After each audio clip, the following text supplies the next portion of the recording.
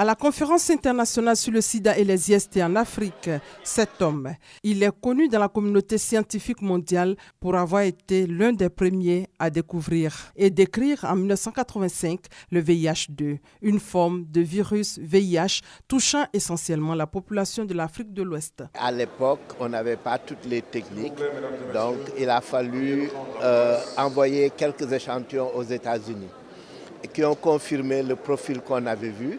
Et c'est là qu'on venait de découvrir le virus du singe. Et quand on a comparé les échantillons avec ceux du virus du singe, on s'est rendu compte que les personnes au Sénégal qu'on avait avaient une réaction qui était plus proche du virus simien, du virus du singe, que du virus humain. Et c'est ainsi qu'on a découvert un second virus qui était beaucoup plus du virus du singe que du virus humain, qu'on a appelé le VIH-2 et qui est le deuxième virus du sida.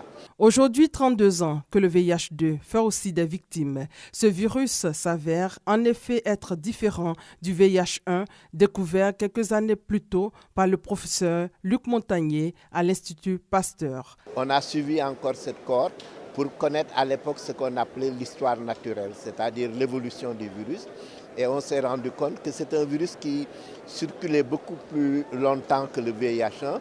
Par exemple, au Sénégal, on a des traces du virus depuis 1960, mais qui s'est avéré être un virus moins transmissible sexuellement, moins transmissible de la mère à l'enfant, qui avait un taux de progression vers la maladie qui était beaucoup plus faible que le VIH-1 de manière globale. Le 1, actuellement, si vous prenez l'exemple du Sénégal et de beaucoup de pays, vous voyez que le 1 est en train de progresser alors que le 2 est en train de disparaître. Il faut rappeler que c'est en 1994, après une étude de 8 ans sur les prostituées sénégalaises porteuses du virus baptisé VIH-2, que le professeur Mboup arrive à déterminer les caractéristiques de la nouvelle souche.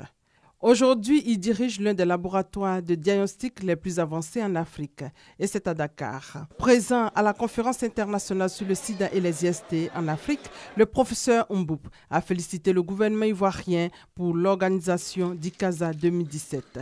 Il tenait aussi à montrer son engagement à lutter contre cette pandémie, même si les résultats positifs sont obtenus dans le cadre de la lutte selon l'ONU-SIDA. 6 priorités se dégagent, notamment l'obligation de protéger les jeunes filles et les femmes, le refus de la discrimination, de l'exclusion et de la stigmatisation des malades.